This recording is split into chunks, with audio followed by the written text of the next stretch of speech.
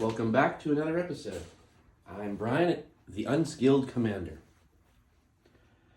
So for today, we've got a brand new matchup for you. We've got Slivers, Landfall, Samurai, and Rograk and Kelith. It's going to be an interesting matchup. Slivers is a 5-color deck, so it is slower. But if you are familiar with Slivers at all, you know they are very synergistic with each other. They all affect each other, buffing and giving all kinds of abilities just exponentially almost. It just increases constantly. One sliver gives whatever it has to every other sliver. So they can get pretty crazy pretty fast if given the chance and the right mana ramping and colors hitting at the right time. Landfall is just that. The deck is all about playing a ton of lands, getting a lot of triggers off my commander to draw cards, and then other cards in the deck have landfall triggers as well, like gaining life and putting counters and all that kind of stuff. Samurai is a deck that I really like. It's a newer deck for me, probably within the last 6 months or so. Ever since Kamigawa, obviously. And it uses the samurai mechanic where it's like if a samurai or warrior attacks alone, something happens. So it gets some sort of buff, or it can do something, or it draws a card, or whatever. So you're really only attacking with one creature, but it's getting all kinds of effects from the other creatures on the board, and then the commander gets you an extra attack phase, which is really good because of commander damage. But then on the second attack phase, you can then attack with the rest of the creatures because attacking alone in terms of attack doesn't matter, but you can still get the effects. It's a whole balancing act, but it can be really fun. And finally, Rograk and Kelith was just a goofy deck I designed when my friends and I did a draft, and I drafted those two legendaries out of the couple packs I had. And so I was like, well, whatever, I've never done a partner deck before, this one. And Rograk is a 0-drop, Kelith is 2. I'm like, wow, that's super fast, Let's just get them in quick, and then if they get destroyed, it's still only, now, he only costs 2 to play the next time around. So it's really nice and quick. So let's go ahead and get started. I rolled the dice already, and Slivers goes first, which probably isn't good for everybody else, depending on how Slivers functions. So we're going to draw for turn and play a swamp. Oops, it's not coming tapped, obviously. It's a basic. So play a swamp. No 1-drops. Pass turn. Draw. We're going to play an island, tapping for Hedron Crab. You may remember that from my mill deck. Whenever a land enters the battlefield under your control, target player puts the top 3 cards of their library into their graveyard. That early on in a land deck, that can be pretty fun. Passing turn. Draw. Going to play a Kamigawa Mountain, but no 1-drops, so we're going to go ahead and pass. Now, here's the fun part you always get to play. Turn 0, I'm going to play my commander, Rograk, son of Rograk. He's a 0-1, but he has First Strike, Menace, and Trample. And you can have a partner with him. So First Strike is always great. Menace means he can't be blocked except by 2 or more creatures, and Trample is always really good. We're going to go ahead and play an Evolving Wilds for turn. Then we're going to sack that for a mountain and pass. Quick shuffle. I do need to get some new sleeves. Now, these are all my sleeves are dragon sleeves, which I actually really like. But these ones are like the classics, and I found over time, I used to think they were better, but I think the matte finish are better, and because they just shuffle so much faster. These ones tend to get stuck together, but I think I started getting them the classics only because I liked the fact that they had the shine to them, because I like metallic colors and stuff like that. Like my deck boxes the satin towers tend to be like the metallic colors and stuff, so I was trying to keep them similar that way. But I'm going to probably, over time, because it would be expensive, but over time I think I might try and swap out the sleeves for the matte so they shuffle faster and easier. Not just for the Unskilled Commander, but in general, because it would just make it easier. We're going to pass turn.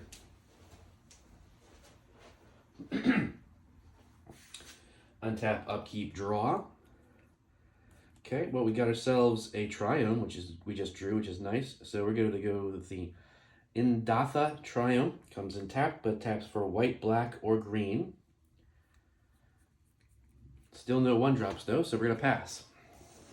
Untap, upkeep, draw. Going to play a command tower. Now we played a command tower, landfall trigger. Who do we want to mill? Probably Slivers, honestly, at this point. Because Slivers are notoriously bad, so 1, 2, and 3. So that's some ramp gone. That's not good for Slivers. Then we're going to tap for a command tower for green and one other to play Lotus Cobra. I love this full art, the alternate version of it.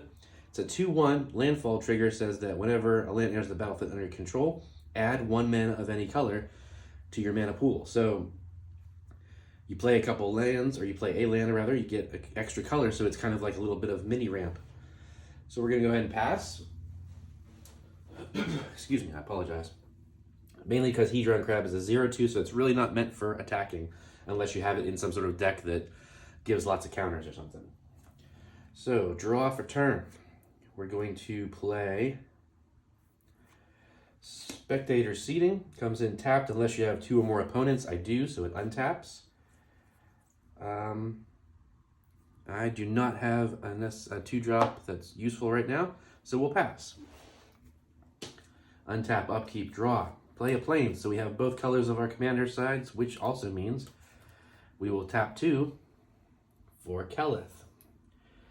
Kelith is a legendary horse, because it's always funny to just imagine this goofy little kobold riding on top of this majestic white horse in the battle, screaming its little head off. Whenever a commander you control attacks, put a +1/+1 counter on it. So it affects itself, and it affects Rograk, who has Menace and Trample on first strike. So that's really, really good. And it's on an attack trigger, it's not, damage. So it can, as soon as you swing, it gets the buff. So we're going to go and start. I apologize, I'm a little phlegmy this morning, I apologize. Going to combat, swinging Rograk at... And I don't care if I'm saying that wrong. My friends and I are just like, Rograk, Korkath, whatever. Now, Hugh could actually block it because he does have 2 creatures. So it's going to be between these 2.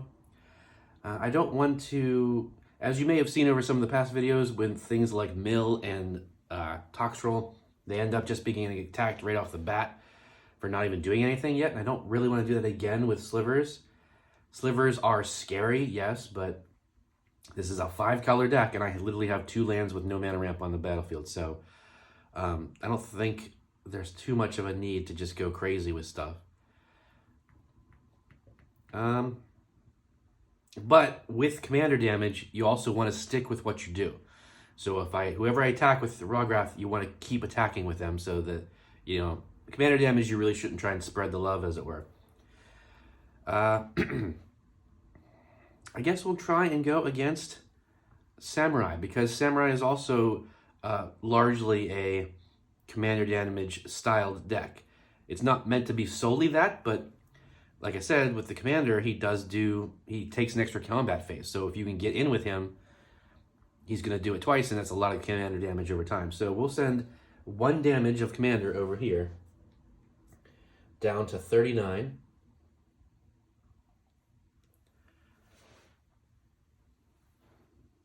One Rograk damage. Okay, that's all I can do, but he does get the counter. But you got the counter on combat declaration, so... Because hopefully that's going to go up, but hopefully we also got some removal in here. So we're going to pass. Untap, upkeep, draw. Okay, I'm going to play Overgrown Farmland. It comes in tapped unless you have 2 or more lands. I do, so that comes in untapped. So then I'm going to tap 3 for Chromatic Lantern, because that's going to help mana fix and give an extra little tiny bit of ramp.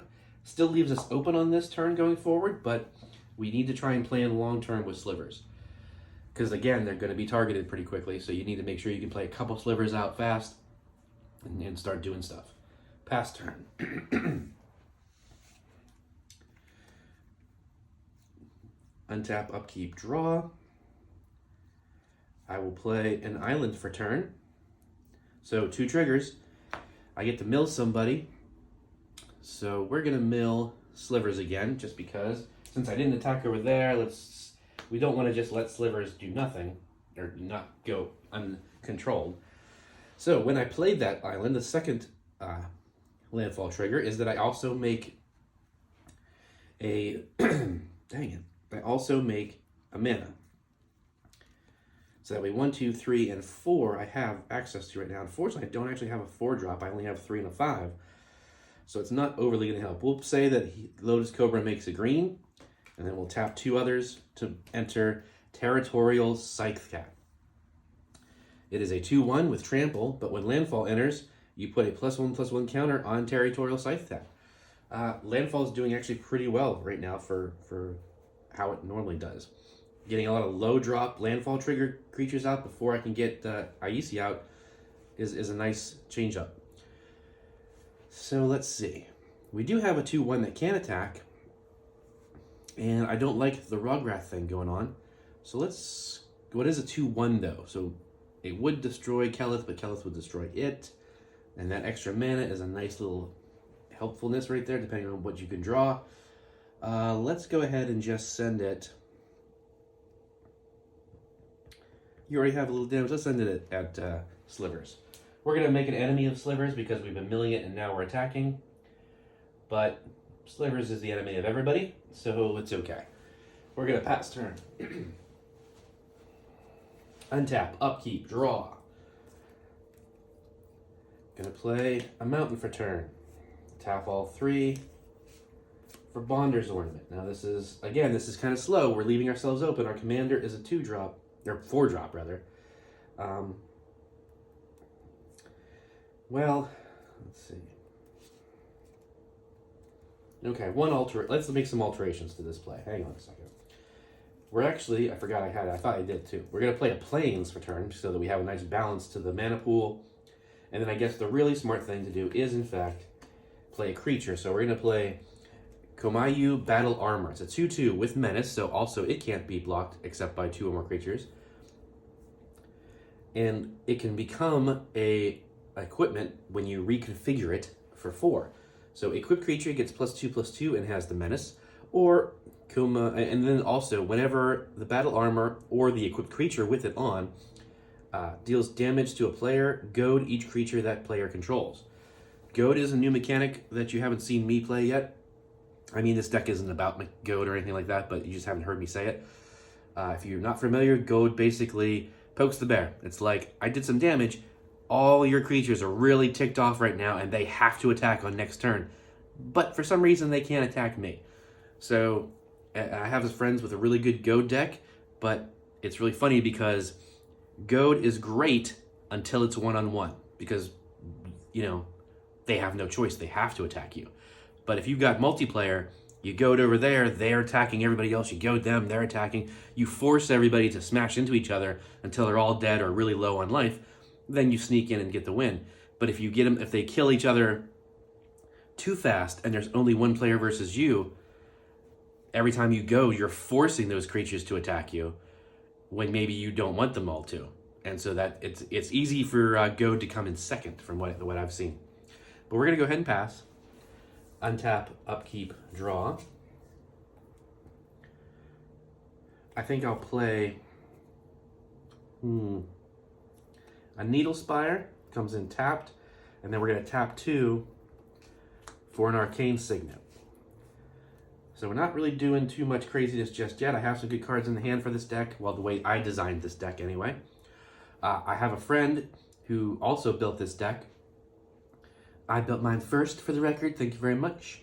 But yeah, they built theirs, and it's it's way better than mine because it's sort of built like Kemba, how I built my Kemba deck. It's all equipments, not all, but it's designed around equipments specifically for Rograk, also for Kelith as well. And it's like equip them out, swing them in, and get super fast commander damage on everybody real quick.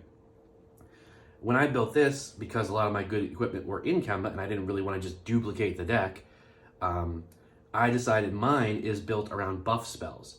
So they don't last necessarily, but it's like, oh, I'm going to play this, and at instant speed, when you can't block, and I'm going to buff my creature by +3/+3, or it's going to get lifelink, so I'm going to gain some life off of it, or it's going to do this or that. You know, or I have a lot of mana, I'm going to play 3 buff spells and take Rograk, you know, basically double its power and toughness at the last second. That's what I designed mine for. It's okay. I need to tweak it to make it do that a little faster and better, as always with all these decks. But we'll see how it functions. So, sorry, this was untapped, obviously, because of untapped. So we're going to go to combat, and I'm going to swing both now. So we're going to continue to swing Rograk at Samurai.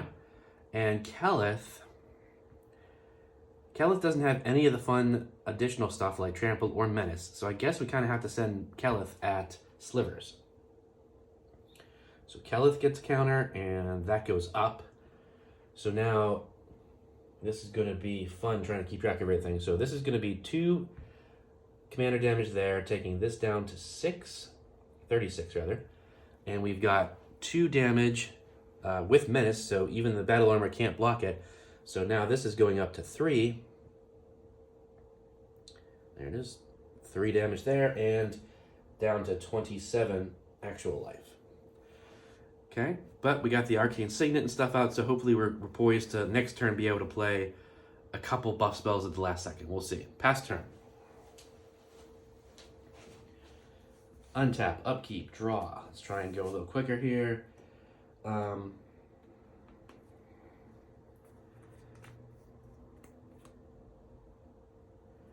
Well, unfortunately, every land I have comes in tapped right now, so we're just going to try and play something down. 1, 2, 3, 4. What can I do for 4 damage or 4 mana?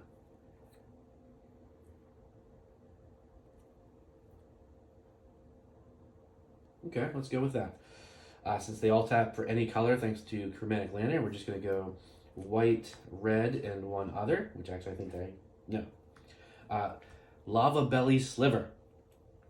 So when Slivers, so this says all Slivers have, when this creature enters the battlefield, it deals 1 damage to target player or planeswalker, and you gain 1 life. So I am going to deal, let's see. Now I'm taking commander damage over here, and I'm getting milled over here. But that's probably the slightly more concerning thing. So we're going to deal 1 damage to you so that you're not flawless victory over here. Down to 39. And I do gain a life, so back up to 37. I'm then going to play Celestia Sanctuary, bouncing the swamp back to my hand, so I'll have a little bit more mana to work with next turn.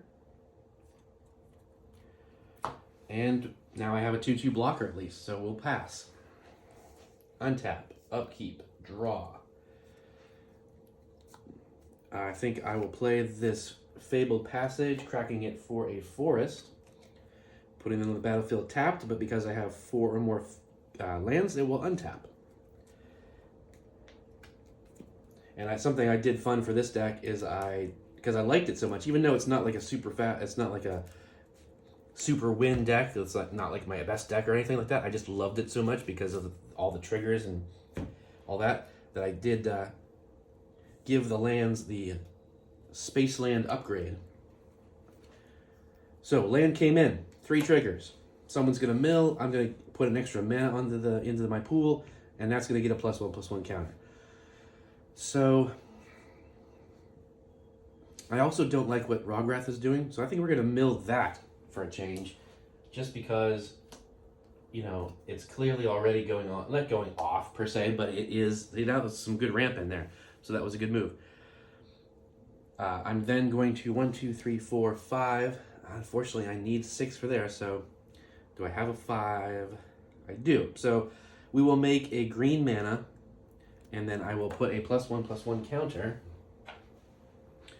on Territorial Scythe. I'm going to use the green, 1, 2, 3, 4, 5, to play Wandering Archaic. We'll see how much I can try and remember that trigger with the other characters, because if you've been watching, and if you watched later videos that I've already filmed, I misplay quite a bit because I'm playing 4 decks and I forget what's in each other's hands and I forget what's on the battlefield, and it's been frustrating a couple times when re-watching all of my videos. And you know, there was a matchup where I could have probably ended the game like 20 minutes earlier, but I totally missed a glaring win con that was in my face, and then that was a frustrating one. But regardless, we do have some attackers, but everyone does have some sort of creature out. There's no point in sacrificing this little guy. This is a 3/2, but still can be destroyed by most creatures on the field. Granted, Rograk is open, huh?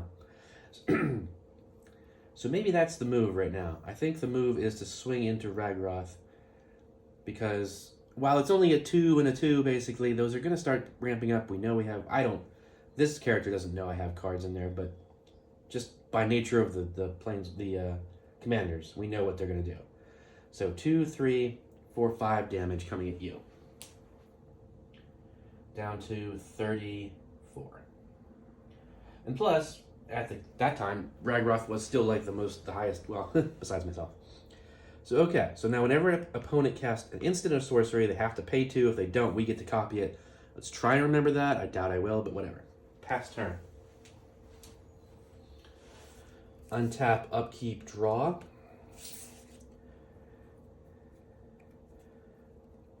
Now we're going to play another mountain for turn, and then we pretty much need to... I'd like to try and play some that mana rock and whatever, but we need to get Ryu Storm's Edge out. He's a 3/3 with first strike. Great thing right there. But whenever a samurai or warrior you control attacks alone, untap it. If it's the first combat phase of the turn, there's an additional combat phase after this. Now, that's pretty good for a 4-drop. You know, I mean, most of the time, I've only really seen that one angel that's red and white that's like 7 or 6 drop or something like that, and she does it.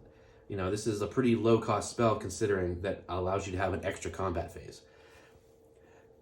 So that can be very useful. Now, he doesn't have haste, of course, so we're just going to go ahead and sit. And now we do have 2 creatures to block with, though, which is nice. So we're going to pass. Untap, upkeep, draw. Oops, draw. I'm going to play a mountain for turn. Now, I will be honest with you guys, I did just draw an equipment. So I'm not saying there aren't equipments in here, but the deck is not that there's only a few. It's actually meant to be these buff spells that I have right now in my hand. So, and they are all instants. Awesome. I have 1, 2, 3, 4, 5. Man, wow, I can really do some serious damage with that. Wow. Yeah, I mean, might as well, right? Sorry, these are untapped from the untapped phase. I played a land, so we're going to move to combat. Once again, rinse and repeat. This might be over quicker than it should be for some people at this table. Going in these directions. I can double block, and here's the problem, right? Well, on declare of attack, they go up. So we are currently looking at a 3/4 and a 3/3. This is 5 stackable damage. Oh, I could stack block and take him out. The question is, would you? That's a lot of open mana. You do have to be cognizant of your opponent's land state. You know, when someone's attacking you and they have all of their mana open, they haven't played anything on main phase 1, it's a pretty safe bet that they probably, and they have cards in hand, they probably have some sort of trick coming. So you don't, like, you want to do what's best for you, especially if you've got really low life. You got to try and block no matter what, because you know they're going to do something. But you don't want to just be blindly, oh yeah, I could take it out. You know, there's stuff here. You know. So the question is, would we? With all that glaring open mana, but it's not blue, so you don't necessarily think, you know, blue is the spell of doing stuff on other people's turns. But there's instants and, you know, in every color, obviously. And, like, there's lots of buff spells in green and all those other colors. So it'd be stupid to think there's no possibility of it. But could totally kill it. And the thing is, it's a 3/4, so but the person being blocked gets to decide where the damage goes. So what would end up happening is it would just put all 3 damage here, kill Ryu for sure, leave the battle armor alive. You know, both commanders would die, but then we'd have to and it's easier for him to recast, whereas I don't have 6 mana to recast. So I think the smart bet right now is to let it go through. Unfortunately, that's not the smart bet, because here's what's going to happen. Ryu, 3/4, 5/4, 3/3. 5 stackable damage. Oh, I could really do some serious damage with that. So we're going to move to combat. Once again, rinse and repeat. This is over quicker than it should be for some people at this table. Going in these directions. This is a 3/2. I still have a lot of life. It is commander damage, but I'm not worried. I don't want to lose Slivers because I'm trying to build them up. So both characters will allow the damage. So over here, this is going to go up to 5 commander.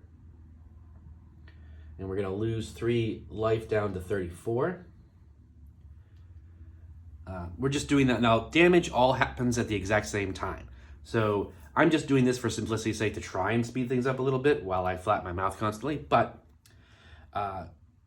this would actually that would not happen until I do what I'm about to do. So in response to you not declaring blockers, I'm going to tap a white and play Defiant Strike. Target creature gets +1/+0 until end of turn, and I draw a card. Cool. So we'll do that, and then what I will also do is tap another white and another color for Battlefield Promotion. Put a +1/+1 counter on target creature. That creature gains first strike until end of turn, and you gain a life. So now, or you gain 2 life rather. So now up to 4 to 36, and then the last insult to injury, tapping for white, tapping for one other. Moment of Heroism. Target creature gets +2/+2 and gains lifelink until end of turn. So what we are seeing now is Rograk is a 4, 5, 6, 7 with first strike, menace, trample, double first strike basically, and lifelink. So yeah, so 4, 5, 6, 7. So 7 damage, upping you to 10 commander damage, dropping you down to 30 life, and gaining me 7 life. 4 up to 40, and then 3, so 43. These all go away. But yeah, so I mean, that was a really solid turn. Really good buff to the commander damage. I got to draw a card. I got to gain a bunch of life, which puts me way back ahead again. And I just smacked you down pretty good. So, making an enemy of myself, but that's kind of what this team up does. So we're going to go ahead and pass. Now, I think if they weren't before, everyone at the table is now taking notice of Rograk and Keleth. So we're going to untap, upkeep, draw. Now I have 1, 2, 3, 4, 5.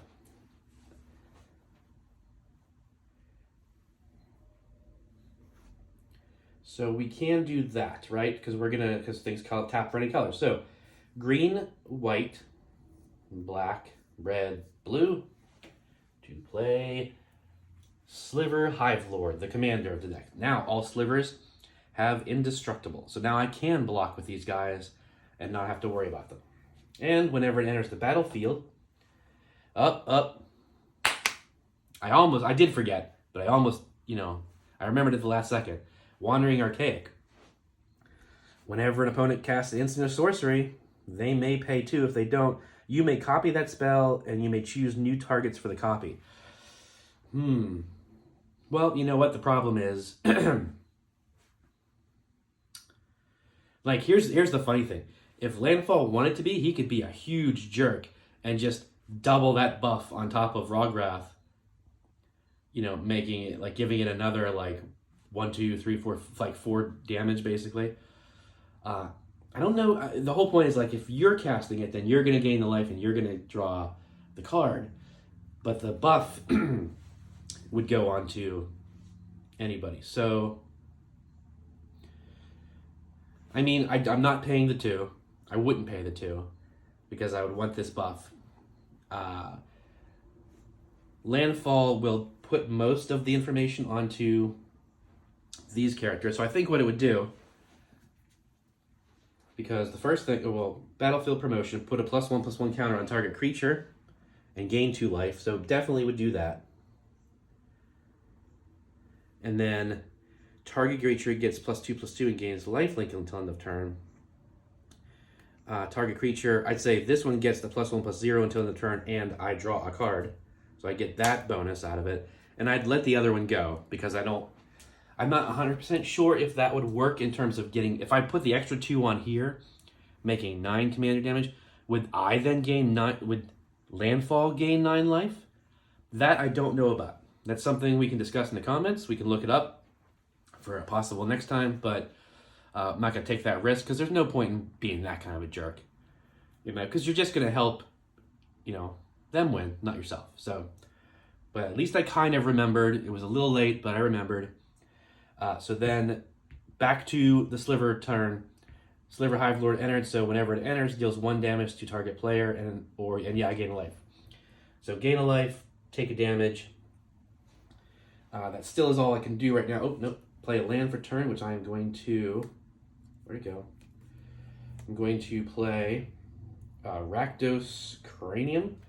Taps for 2, and I'm going to bounce the Overgrown Farmland back to my hand, just because at least that one will come in tapped, because of the 2 or more lands thing.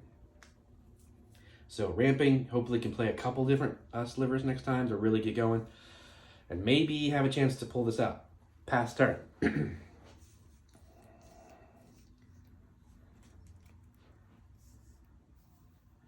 Untap, upkeep, draw.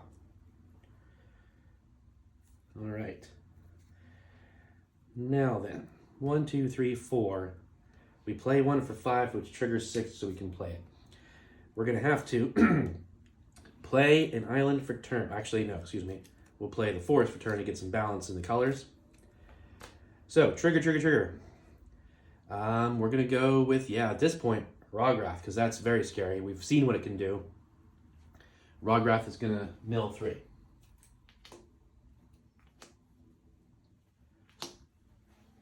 But we have indestructible slivers, so that's nothing to ignore. We're gonna make a green, and then we're gonna give them a +1/+1. We're gonna tap everything. 1, 2, 3, 4, 5. Using the 6 to play Aisi, Tyrant of Gyre Strait. It's a 5/5.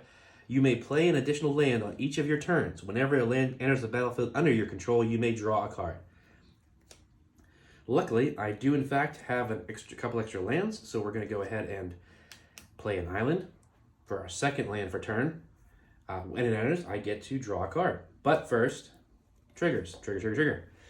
So this is going to be interesting because my Landfall deck is absolutely my longest deck, like the time-consuming one, and I am trying to not have more 2-hour games, but this is going to be problematic. So, Landfall trigger, mill again. 1, 2, 3. Right, it is 3. I haven't been screwing that up. Good. I make an extra green, we'll say, so for balance. Put that there. Then I get to draw a card. Boom. Oh, see, and this is how the deck is meant to go. All right, this is going to be fun. I'm going to use the floating green and tap the blue to play a Rampant Growth. Get a basic land card put on the battlefield tapped. We are going to get... Sure, we got to it. Well, green's probably your better bet. So we're going to put a forest on the battlefield tapped. Guess what? Trigger. Rinse and repeat. It might not be the best idea, but I think at this point, because we've done it, because it's going off, we're going to actually hit slivers for the mill this time. 1, 2, and 3. Ooh, Path to Exile. That's a big hit. I make 1, sure, green mana. It's not going to affect anything. We're going to go up again, and then I draw a card. Okay, I did not draw a 1-drop blue spell or something because that would have been annoying. But, all right, cool. That's all taken care of. That is Summoning Sickness. But now we have a 7/6 trample that I think needs to start going places. Now, here's the thing, though. We've actually kind of been avoided. Like, no one's come at us. So going out aggressively at someone else is, to my mind, it feels a little rude, but it's like, come on, you're trying to win. You got to do it. Don't just do it. So the smart idea would actually be to go like in this direction probably, because you go after the low-hanging fruit, right? It's already low on life, more commander, but he's got these commander damages to worry about.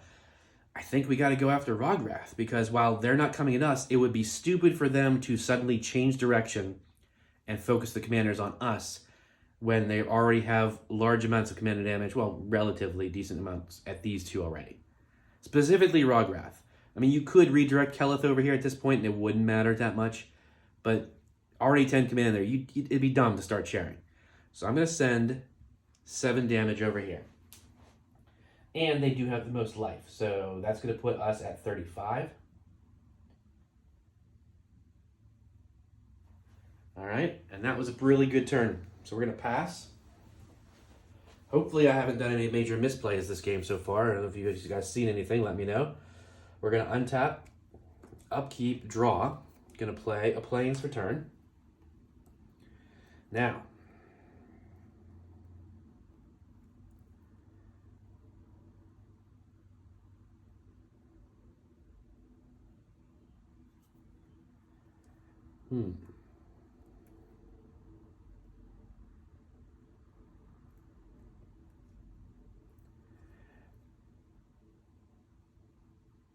well, I don't have any of my really good samurais out just yet. But we should probably try and take care of this. So, 1, 2, 3, get Bonder's Ornament out. And then let's see. What are our options right now? Those are indestructible, so we can't interact with those really. That is a 4/5, and that is a 3/3. Now again, it's not coming at us, but as we already discussed, Kelith changing direction. Oh, that would be actually changing direction in that direction. So it really wouldn't be too much in our interest to do that. I have a 2-drop Rip Apart, which can destroy, but deals 3 damage to target creature or planeswalker, or destroy enchantment or artifact. I was thinking I could just take out Kelith and make him redo it, but that would kind of help out Slivers, which isn't necessarily the best idea. So I guess we could probably, and it is, no, it's a sorcery, so that's the thing. So we do need to play it on my turn. But we have a different card that does the exact same thing that is an instant, so I suppose we should hold on to that. Okay, so we are getting smacked over here. It's like a no-brainer. We're going to go to combat. We're going to swing Ryu over here. We're on declaring of attack. 1 samurai is attacking alone, untaps it, and there's an additional combat phase after this.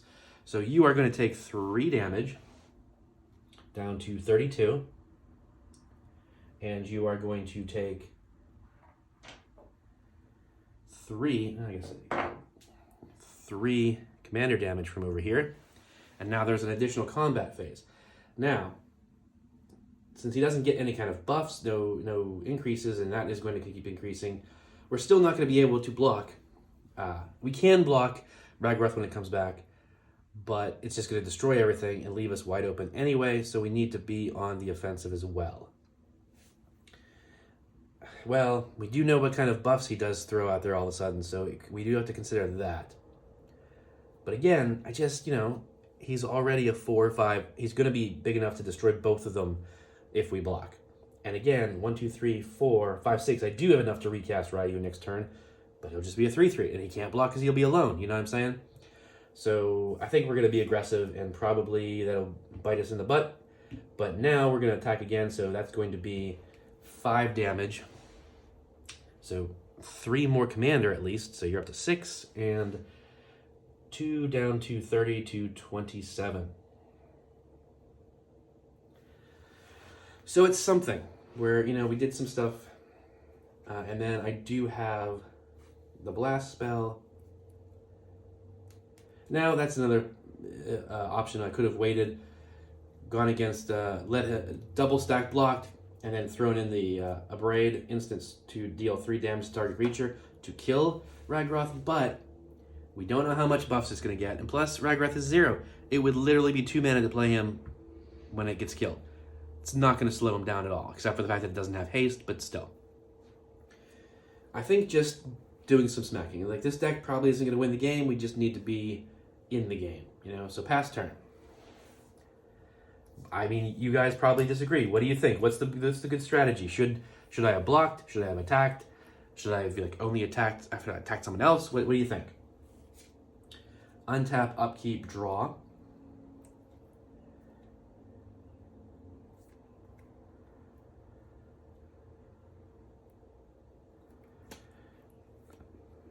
Now then. We might as well. I mean, I don't, especially since I said this wasn't an artifact or equipment heavy deck. I'm a little annoyed with, playing them now because it makes me feel like, oh, what was I thinking? Because I actually now, in fact, have 2 different equipments in my hand. But so we're Bloodforged Battle Axe. Creature gets +2/+0. Equipped creature deals damage to a player. Create a token that's a copy of Bloodforged Battle Axe. So the point is, you can just keep making them and equipping them, and it doesn't increase the backside, the defense, power and toughness, the toughness, but still. I think we're going to go ahead and tap 2 to equip it to Rograk. And then what I'm going to do is I'm going to leave 2 mana open so that when combat's done and it makes a copy of it, I can equip that copy to Kelith. So we're going to move to combat, but that does change, the indestructibility changes things. We are currently a 3, it would be a 4, so Sliver Hivelord could definitely destroy it. And that's upsetting because that does change things. It starts to give Slivers the potential to run away with the game, but we're taking too long, so let's go. We're going to Sling Kelith over here, Ragroth over here. On attacks, they get the buff. So 5, 6, 7 damage over here, so 17, not cool. I mean, 23 down over here. Pretty much next turn, Samurai's is dead, which is upsetting because I really like my Samurai's deck. It functions pretty decent for how I built it. With only a few minor upgrades I did to it, I would have liked you to see it perform a little better, but there's a couple more matches coming over the time, so it's fine. Now we've got 4 damage coming over here. I could block. That's an equipment. No, I did not play any instants or sorceries. I could block with Wandering Archaic. And I think that's probably the best idea because it'll still kill Kelith. So I will do that. I will block, destroy Kelith. It now needs 2 more to cast, so it's a 4-drop now. All right, that wasn't actually too much of a bad move. Now, combat damage was done. Let's see, we're going to say that makes a little token of the Battleforged Axe, or whatever it's called. Bloodforged Battle Axe. And then we're going to, since there's no Kelith, we'll just denote that there's, well, I guess we can just do an actual dice. So now there is 2 of them. So now he's getting +4/+4. Rograk is getting pretty dangerous. We're going to pass turn. Untap, upkeep, draw. Okay, we're going to play that Overgrown Farmland. Comes in taps, untaps. Now let's see, we've got some Slivers, but what do we want to play?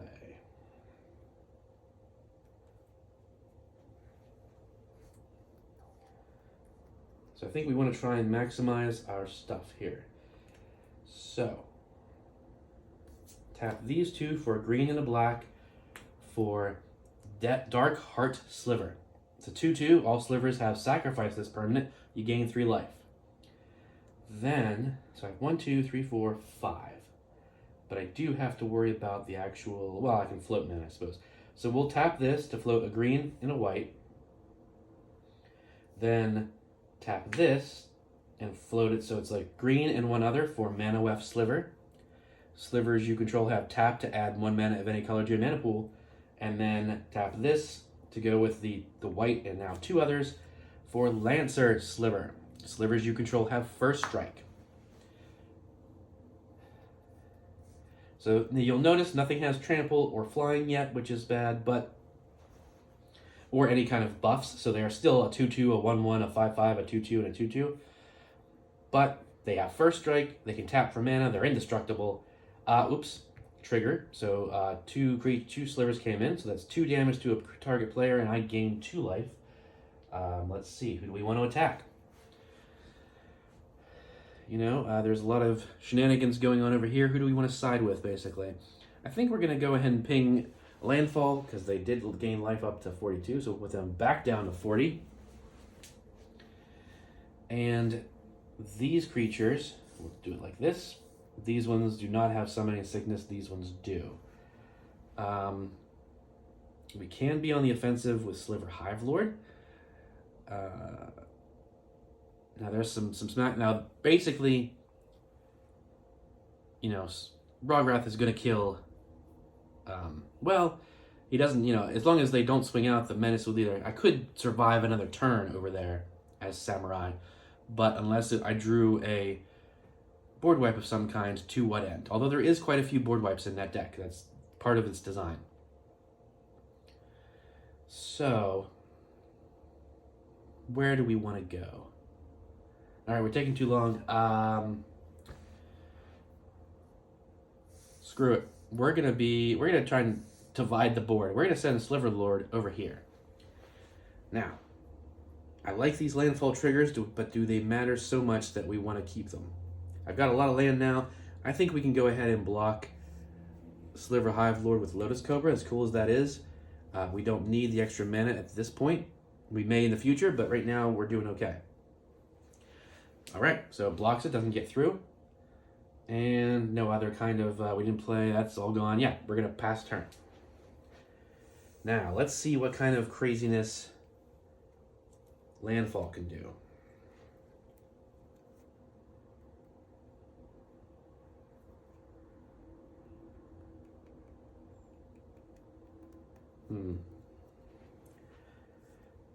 Guess we'll do Reliquary Tower for turn. So trigger, trigger, trigger. Yeah. Slivers, mill. 1, 2, 3. That's actually kind of bad because that gets them closer to Slivers. Then we'll do it this way just for simplicity's sake. Boom, another counter. We need some removal over here. Then I draw a card because I drew a land. Or because I played a land, rather.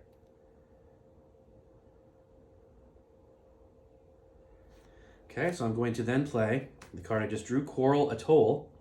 Enters the battlefield tapped, and when it enters, you have to sacrifice it unless you return an untapped island you control to your hand. I do have one. I will go back to my hand.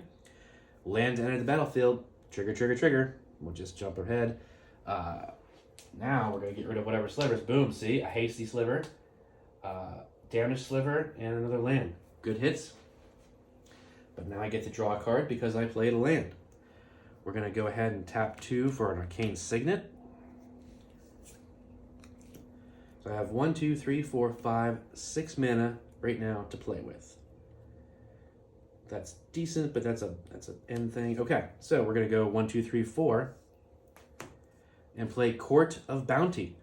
I am now the Monarch. At the beginning of my upkeep, I may put a land card from my hand on the battlefield. If you're the Monarch, instead you may put a creature or a land on the battlefield.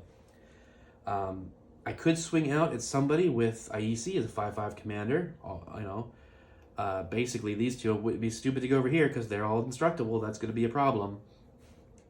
The only way at this point to get through is to do like some sort of exile onto Sliver Hive Lord and then smash them, or a Merciless Eviction or something, which is not in this color, or actually either of those colors. So you'd need some sort of exile versus destruction, or you need to outpace the Slivers and have a lot more creatures that swing in past them. Or unblockable, obviously. But yeah, so we're going to move to... is it in our best interest to swing out IUC? I don't think it is. I think that's just going to convolute things. We're going to go to my end step. I'm the Monarch, so I'm going to draw a card. Okay? Pass turn. I do have this 7, 8, 9. A 9, 8, which is also pretty good.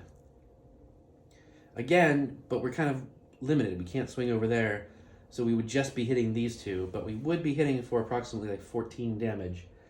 That would really drop people down and possibly give other characters the edge. I'm starting to wonder if maybe that is a good... But then we leave ourselves open, blah, blah, blah. So difficult. I think we just want to let them just duke it out for a bit. I think that's what we want to do. Pass turn. Now you see my quandaries when I play against other players. Like, what would you do? Do you think it's better to, like, should I... If this was a real game and these were my friends, should I have swung out at one of these two to almost kill them and allow them to kill each other and leave myself relatively open? Or should I have done what I did and just hold? Let me know in the comments, because I appreciate that kind of information. Don't be a dick about it, but, just say, hey, yeah, I think you should have swung. Here's why. But untap, upkeep, draw. All right, I'm going to play Command Tower for turn. 1, 2, 3, 4, 5, 6, 7. It's got 7 mana.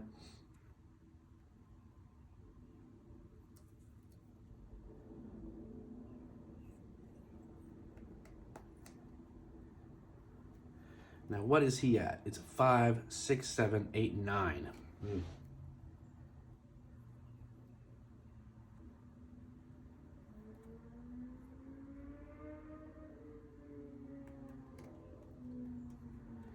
Okay, so I guess what we can do is tap 2 red and a white to play Peerless Samurai. It's a 2/3 with Menace.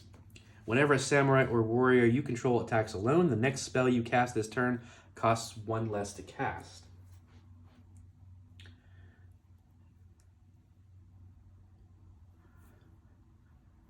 So let's do the math out loud here, because I was starting to do it in my head and that's stupid.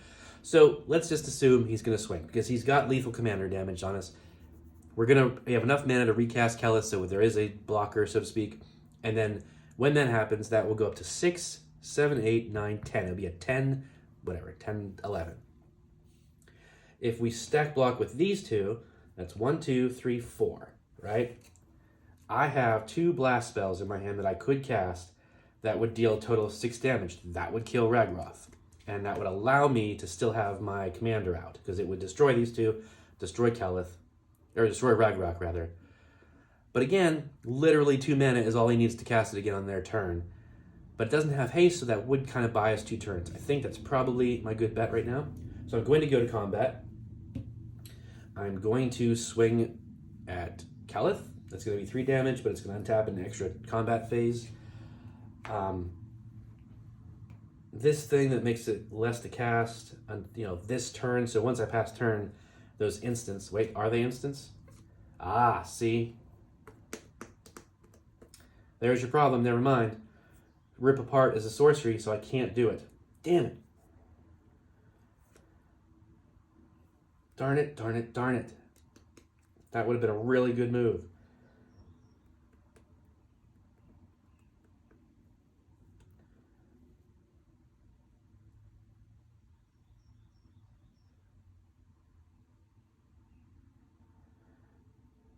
Okay, let's try this.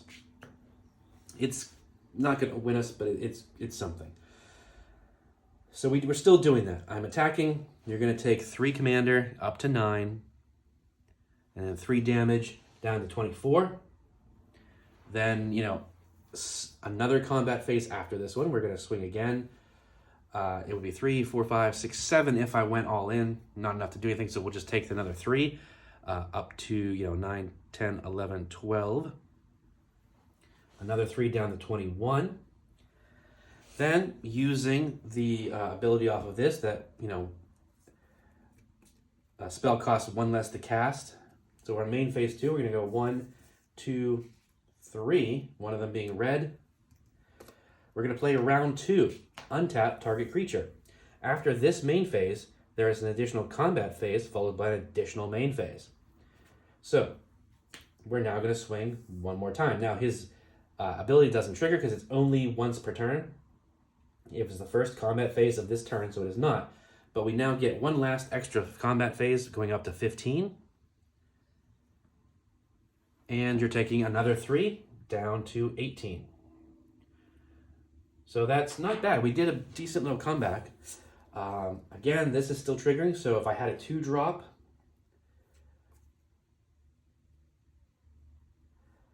oh, well, that's something I guess I could and should do. Or is it?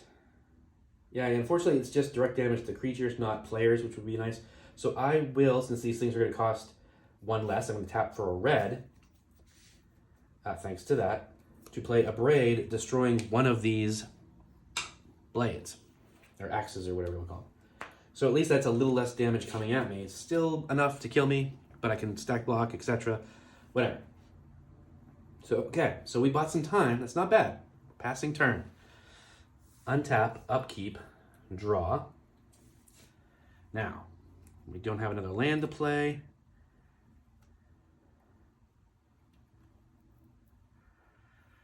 Let's see. What is the best options right now? We don't have a ton of land. So, yeah, we would have to play all of it to play Kellis again. But we need the blocker. So I guess 1, 2, 3, 4, right? To play Kellis again. Then if we tap this for red, we play Warlord's Fury. Creatures you control gain first strike until end of turn, and I draw a card. Darn, I was kind of hoping that was going to be a land. But all right. So now we're going to move to combat. We're going to swing Rograk over here. You know, that's going to trigger, so it will go up by another counter. So it is 6, 7, 8 with first strike, and already had first strike though, menace and trample. So we stack block for the menace. These absolutely both die. He does not, but we don't get the battle axe trigger because it didn't deal combat damage to a player. And we survive for a turn. Nice save there, Samurai. Good job. We're going to pass turn. And see what horrifying stuff Slivers is about to do. Draw. Ooh, that could be good. Okay, so we're going to...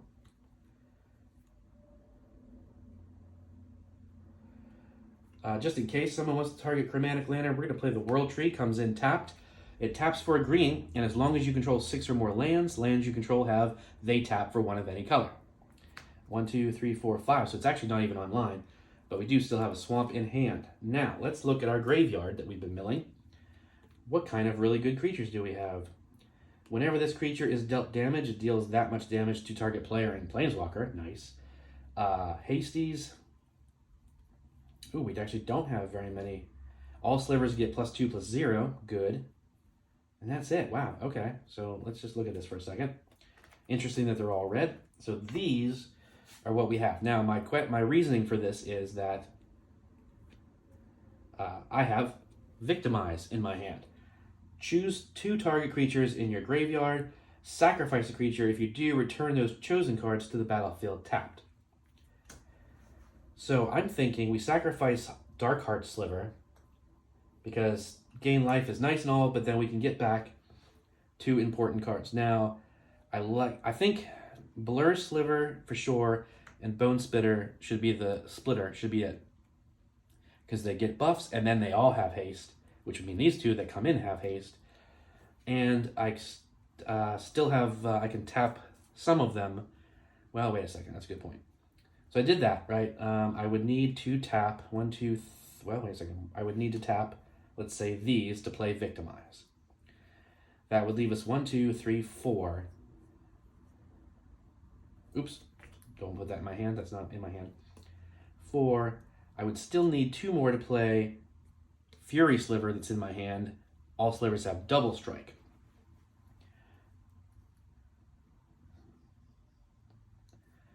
So basically what I'm saying is that since they all have haste, I would have to tap 2 of them to play this, but I could tap this one for sure because it's the least powered, and then one of the 2 drops, or 2 attacks. I think that's your best bet. I think what we're going to do is we're going to tap black and 2 others to play Victimize. We're going to go ahead and sacrifice that creature, the Darkheart Sliver, to get back Bone Splitter and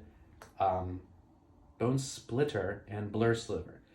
Then I will tap 1, 2, 3, 4, 5, and I mean it doesn't matter. So 6 as a red to play Fury Sliver. Now we're playing the ball game. All of our Slivers have double strike. They have first strike, which is kind of negated by the double strike. They have haste. They get in +2/+0. They're indestructible, and when they enter the battlefield, damage and life gain. So these 3 enter the battlefield. So I gain 3 life back up to 40. And who do we want to pipe? We're going to pipe over here. 3 damage onto Landfall because they are still the highest life, down to 37. And then everyone has hasties, so we can start swinging the board. Now, swinging the board, though, would leave us open, so we don't want to be stupid with it because there's a lot of damage on this side of the board. So we're going to have to hold back on our Sliver Hive Lord, even though it would be commander damage.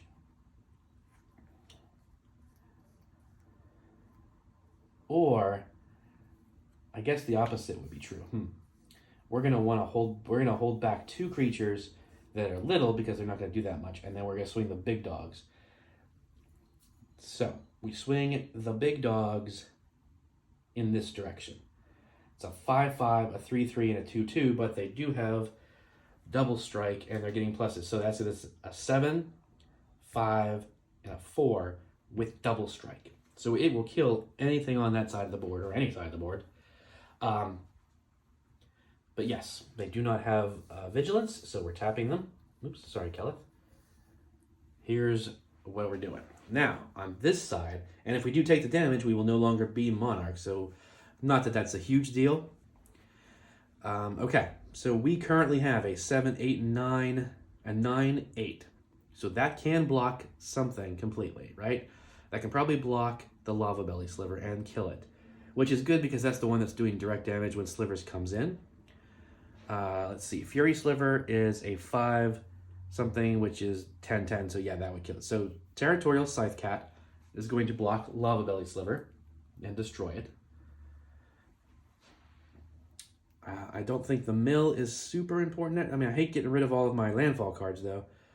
But we don't want to take, 10 commander damage, nor do we. So, yeah. Going to go ahead and block commander with Hedron.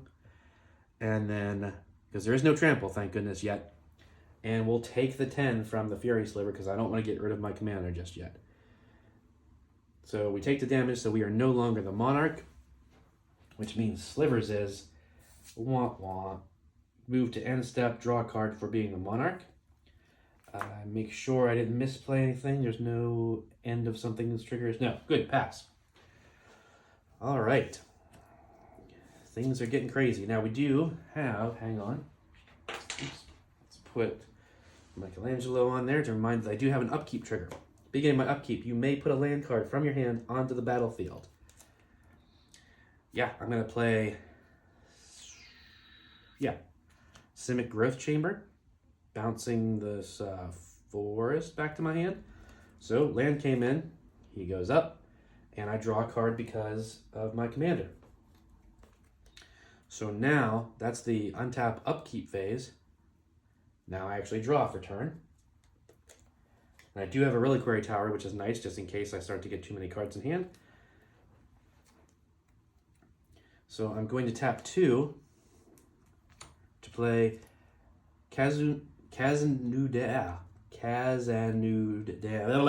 Nectar Pot. That's it.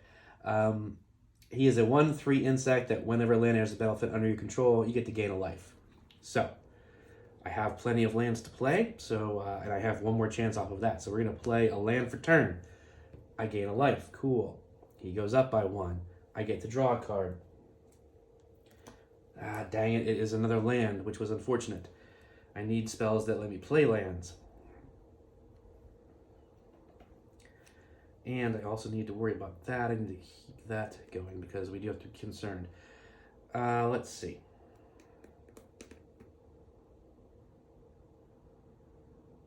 Oh, okay. That's good. I was misreading that card. So what we're going to do is we're going to tap blue, blue, and blue, and then 1, 2, 3 to play Commander's Insight. Target player draws X cards plus an additional card for each time they've cast Commander from the command zone this game. So that will allow me to draw 4 cards. 1, 2, 3, 4. Good. Now I don't have any open mana, which is unfortunate. But again, Reliquary Tower, so I don't have to worry about discarding. And it hopefully will set us up for next game, next turn. But we have to survive, and there's a lot of damage on the board. We're going to go ahead and pass, because I know I have an 11, 10. But again, it's not going to destroy them, and it doesn't have... Oh, it does have trample, actually. I forgot about that. But it really, with that stuff, it's a really good blocker. I think it'd be dumb to swing that out right now. So we're going to pass. Do you agree? Do you think holding that back as a blocker is the best path? I think it really is, but, everyone plays Magic differently. Untap, upkeep, draw. So I'm going to tap a white and one other. Actually, we'll do... Give me that. White and one other for... Selfless Samurai. When a samurai or warrior you control attacks alone, it gains lifelink until end of turn, which is nice. And you can sacrifice it to another target creature you control gains indestructible until end of turn. Nice. So we've got 1, 2, 3, 4, 5 mana still open.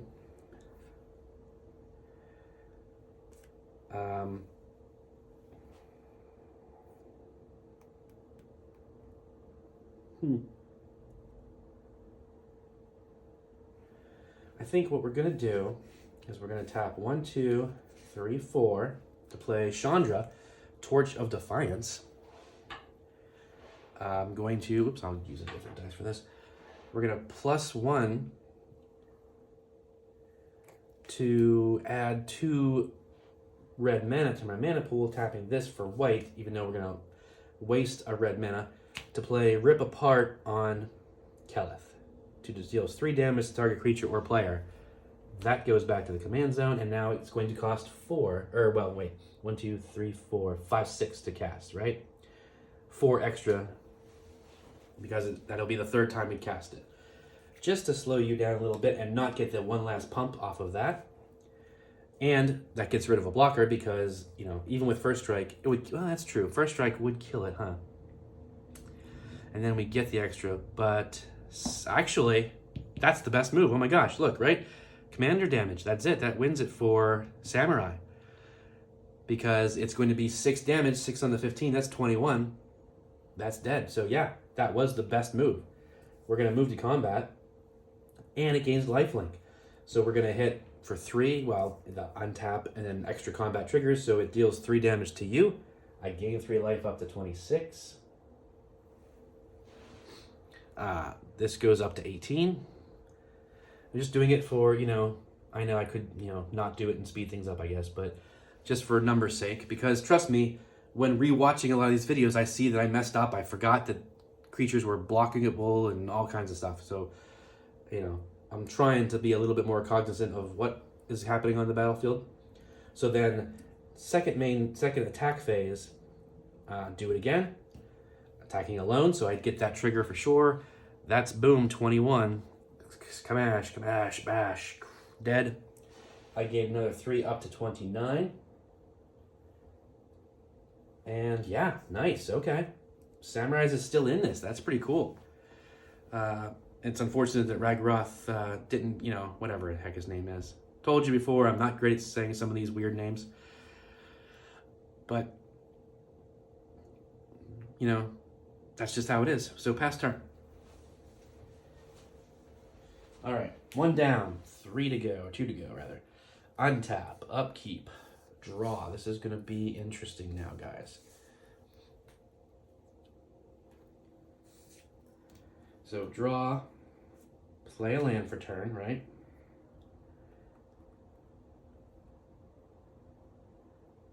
Ooh, okay. 1, 2, 3, 4, including a white in there. For Essence Sliver, whenever a sliver deals damage to its controller, its controller gains that much life. Now, interesting fact about this, that is the same effect as lifelink, but lifelink, being its own keyword, is separate from it. So what that means is, if I have a sliver out that says all slivers gain lifelink, this is separate and different from it enough that it would gain me twice the life. I don't know if I'm explaining that right, but you know, I think you get the idea. Because it's spelled out and it's not the, I'm almost 100% certain because this was before lifelink was a thing. So then, okay, this is pretty much gonna do it, unfortunately. Landfall was gearing up to maybe do something fun, but we'll see. We're gonna tap 1, 2, 3, 4, and then this will be blue, and then everything else taps for the other remaining 4 colors. For the Wooburg, which I kind of hate that phrase, but one of every color is all I'm trying to get to. For Sliver Legion, all slivers get +1/+1 for each other sliver on the battlefield. Please note, that's all slivers. That is not your slivers. So if you had an opponent that was playing slivers as well, they'd all get this buff. So you do need to worry about the wording on slivers when you build something like that. Not that it matters, because most people don't, because most people know that slivers is really good. And it's like a, you know, instant hate deck. Like as soon as you sit down with slivers, people attack you. Similar to like Toxrill or Mill. Or Planeswalkers, which Interesting that most of my decks are the ones that everyone hates, even though they're not built to be the hateful ones. Though granted, this is pretty gross right now. So, all Slivers are getting indestructible. They have double strike. You can tap them for mana. They have first strike. They have haste. They're getting +2, +0. They have life link-ish. And then they get +1/+1 for each other. So 1, 2, 3, 4, 5, 6, 7, 8, 9. So every Sliver is getting +9/+9 with double strike, life link, and haste. I'm going to guess this is kind of game, but let's go ahead and swing the board and do the math. So, who's got, okay, you've got 29 life, you've got 28, so it's a pretty even spread. You have 1 blocker, you have 3. So I'm going to need to send the most at you if I want to kill you. So let's say, and of course we need to take into consideration size of creatures going in plus the buff. Because obviously you're going to block the absolute highest that's coming at you. So, to that end, maybe if I send all these little guys at you, your 1 blocker just blocks a 2/2. So we said 9, so that's 10, 11. So this is 22 damage, and then this is 10, that's 30 damage. That's more than enough. Wow. It's like 31, right? 22 plus 9. Yeah. So it's like 31 exactly. And that's 29 damage, so, or 29 health. So I'm going to swing these at you, everybody else at you. It's probably not going to kill you, but we'll see. So yes, blocking the 2/2 with that. Unfortunately, 31 damage gets through. Bam, crash, blah. Yeah, my life. Tell my kids I didn't want them. Oh my gosh, how rude. Boom. You're dead. And then we've got, let's see, the absolute biggest over here are these two. And they are Commander, of course. And that would be, whew, boy, that would absolutely be lethal Commander by itself. So you have to throw the nectar pot in front of Sliver Hive Lord. That's a given. Now these are both 3/3s plus the 9. So that makes them 12 12s. So that's 24 damage right there. It's not enough to kill, so if we block this, we survive. Interesting. Okay. So from that perspective, I think what we're going to have to do, let's see, I mean, I don't have any kind of instances or sorceries that, I mean, I have no mana open anyway. That's not going to help matters.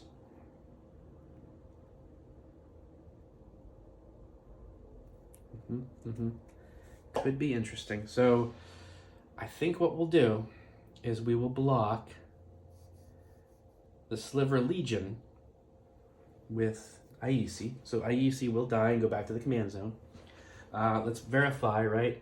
They do not currently have vigilance, so I just want to make sure we're doing that for purposes of visual understanding. So that means these two are still unblocked. I can block with the Territorial Scythe, but I don't think I'm going to because of what I know is in that hand. And I'm speaking as this character. It's like I'm blocking. I'm deciding on blockers. I'm not going to do it because of what I have. So that's going to be 24 damage getting through, knocking us down, down to 4. But we survive. End step, still the Monarch. Get Hive Stirrings, which would make 2 Sliver tokens, which would be nice next turn. And pass. Now I am still, this is no longer important, still at 40 life. Okay. Yeah. And that's on combat damage. That's on damage, not, to players. Ooh. Yeah. Oh, so close. Unfortunately, there's no way. Because, for your knowledge, there's a spell in my hand over there for Landfall that would turn all lands into 2/2 creatures with haste, indestructible, and reach. And I was like, ooh, I have a lot of lands, and I have a 9, 10, 11 creature. I might be able, I didn't do the math yet, but I might be able to swing over and hit for 40. It's going to be way more than 40. There's no way Landfall can win this, unfortunately. We'll still take the turn just to see, but gosh, I mean, like, ugh. So what did we say? This is 24. Ugh. So much math. I don't want to do all this math.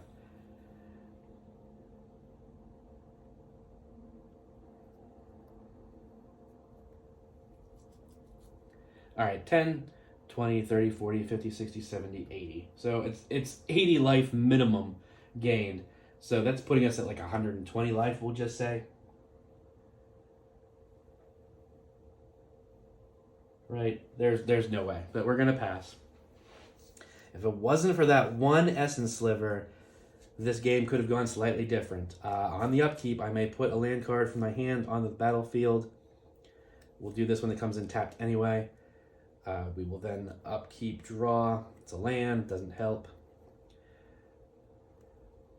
Yeah, now I have a couple land spells, but I mean, obviously what we're going to have to do is we're going to tap this and this for 2, and then this for green to play Sylvan Awakening until your next turn.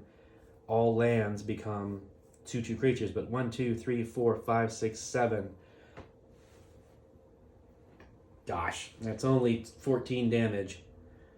And then 14 plus another 11, 25 damage. So it wouldn't have even been able to kill the 40 anyway. But obviously we're going to go down swinging. We're going to do that. You're going to take 20, so now you're at 100 damage. Oh my gosh. I am the Monarch now, though, because I did damage, so we didn't draw. That's not going to... I mean, I have no open mana, so it doesn't matter. Pass turn. Untap. Upkeep. Draw. I mean, I would play... And I've had Swords of the Plowshares in this hand for a while, but it clearly hasn't mattered.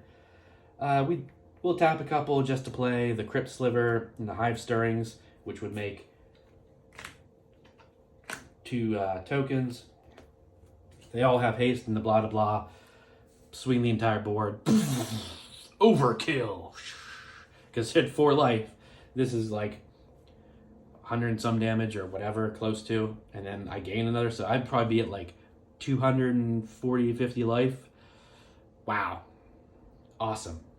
Slivers did its thing, man. That's the scariness of Slivers. So, all right, your winner for this match, the first matchup of these decks, is Slivers. Not a super surprise to anyone, but as you saw, my 5-color Sliver deck is slower. A lot of other Sliver decks would have gone off way faster than me.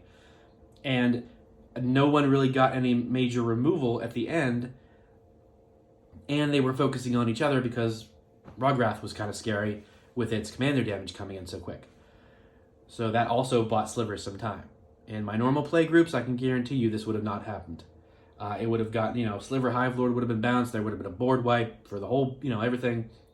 And I'd only have like 2 or 3 little 1/1 Slivers on the field at some point. So it still needs improvement, as they all do. But I hope you learned a little bit something from seeing my mistakes, my misplays. Hope you got some ideas. Maybe you want to build some decks similar to these. If you do, let me know. It'd be really cool to see what you guys did with your decks. And if you're watching, I appreciate it. Thank you very much for watching. See you next time.